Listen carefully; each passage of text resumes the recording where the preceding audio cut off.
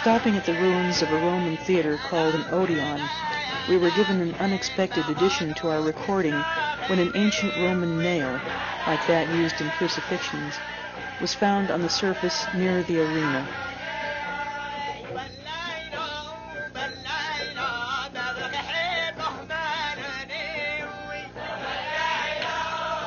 In Nazareth, a first-century house with a rolling stone tomb carved under it provided valuable dated samples.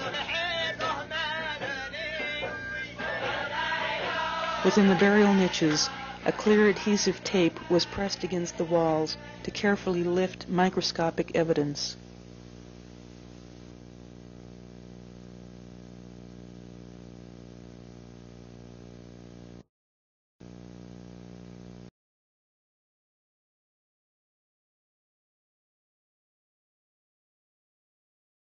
Of the fiber as viewed in this sample from cloth 4, which then allows the heat of the body to mildly scorch the cellulose of the fiber, creating the image.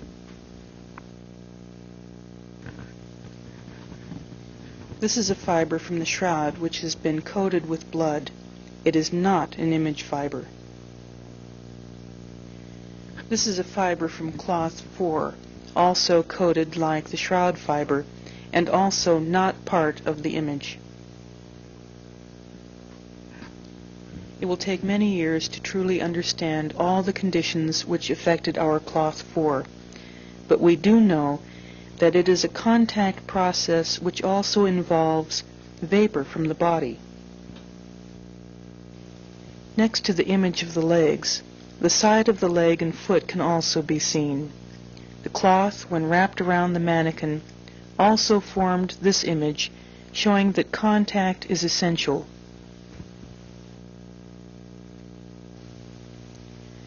The face of the shroud seems to indicate something else: coins over the eyes. Here a coin minted by Pontius Pilate is compared to an enhanced area of the eye. The coin seems to be distinguishable. We took coins from Pilate, like this one from Harold Nelson, director of the Corpus Christi Holy Shroud Memorial in Texas, and this Pilate coin from Roger Apple, executive director of the Albany Center for the Turin Shroud in New York, and placed one over an eye during each image test, leaving one eye free for comparison. On cloth 4, a smudge marked off by black brackets was evident in the fibers. While the detail of the coin was not picked up, it is an important fact that a transfer can take place. When the fibers were checked under the microscope, the scorching of the cellulose did not take on the yellow to light brown coloration caused by the body, but rather a green-gray of the bronze coin. An even greater magnification showed that, again, the image was not caused by the coating of the fibers, but a change within the cellulose. A slight amount of metallic residue was present. During future testing on the shroud, the final identification of coins over the eyes could be determined if the scientists look for both the green-gray image coloration and the metallic residue. Our final and most important discovery is the cause of the fading of the shroud's image. It has been suspected for many years that the image is fading, but why?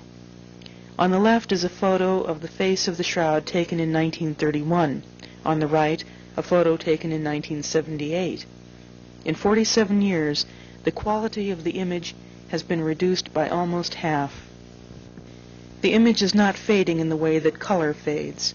The image is caused by the dehydration of the cellulose of the fibers. The deterioration of materials also causes dehydration. When the dehydration of the non-image fibers reaches the level of that in image fibers, the image will no longer be visible or retrievable. The most severe destruction of the image has been caused by the manner in which the shroud was displayed during early expositions, outdoors and not shielded from the sun. Ultraviolet light is the most damaging form of light on any material. In the case of cloth, it attacks the very structure of the cellulose. On the shroud, this is where the image resides. Deterioration accelerates toward a rapid end. If conservation measures are not enacted soon, the image on the shroud will not last another 25 years. If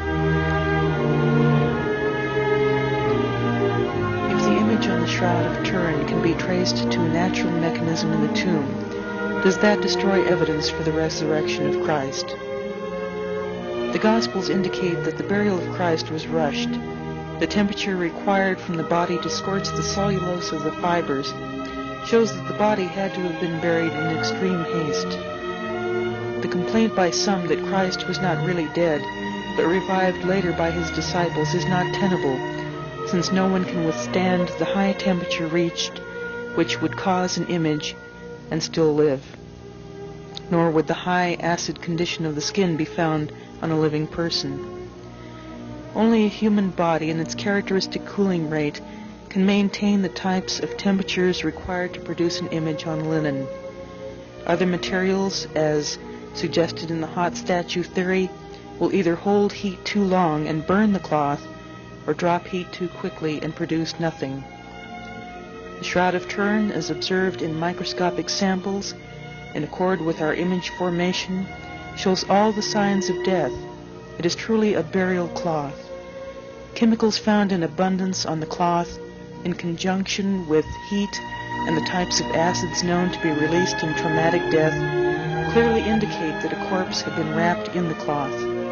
However, there are no signs of human decomposition. The body had left the shroud. When death occurs with high body temperature, decomposition will set in rapidly.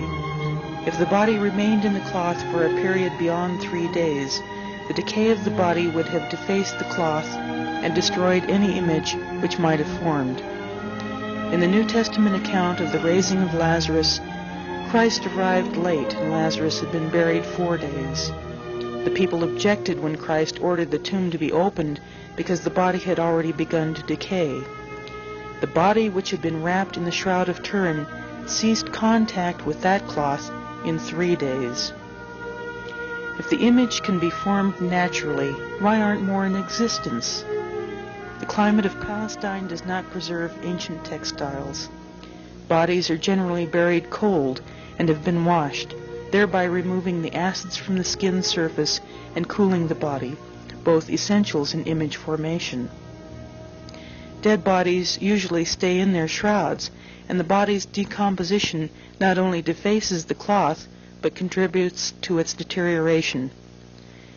Many people were crucified in first-century Palestine. Couldn't the man on the Shroud of Turin be someone else? Most victims of crucifixion were cast into earthen graves rather than buried in limestone tombs, and they were not permitted shrouds, especially cloth the quality of the Shroud of Turin. Even if they were allowed shrouds, the earthen fill of the grave would not have provided the correct environment, both in contact and substance, to form an image. While those crucified were not allowed to remain on the cross through the Sabbath, most hung in full view for days as a grim warning. This prolonged exposure would have allowed the body to cool, destroying the prime cause of image formation. Myrrh and aloes found on the shroud would not be common in the burial of a criminal. The marks of crucifixion on the man of the shroud are highly significant for identification, since the man was crowned with thorns. This was a taunt due to the accusations brought against Christ in a particular case. The savage scourging preceded this execution only because it was originally meant to appease the crowd to prevent his death, but it did not. The lance wound in the side of the chest was to test if death had occurred, not to induce it. Crucifixion, if ended prematurely, was caused by the breaking of the legs, which caused asphyxia, which made the lance thrust unnecessary. And lastly, none of the bones of the man on the shroud were broken. The circumstances of death were unusual due to the trauma endured before crucifixion. The objection could be raised that the disciples stole the body of Christ to give the appearance that he had risen. If they had, Why did the cloth with its image remain? Why didn't they dispose of the cloth along with the body? Any attempts to use the shroud among the Jews as evidence would have been a violation of the laws concerning objects which had come in contact with the dead. Such an abhorrence would have been intolerable. Without the scientific knowledge we now possess, the shroud would have proved nothing. No record of its use or attempted use among the Jews by the disciples for either proof of Christ's existence or his resurrection. There could be no motive nor possible use for the shroud in the formation of a first-century hoax. There is no disagreement with the Gospels, nor is the belief in the resurrection of Christ harmed. Evidence clearly shows that the body left the shroud in 3 days. The image is of death, because after his resurrection he wanted us to remember him in this way: his death for us, because of his love for us. The Shroud of Turin truly is the burial cloth of Christ. We have been given an unparalleled privilege of looking upon the face of God.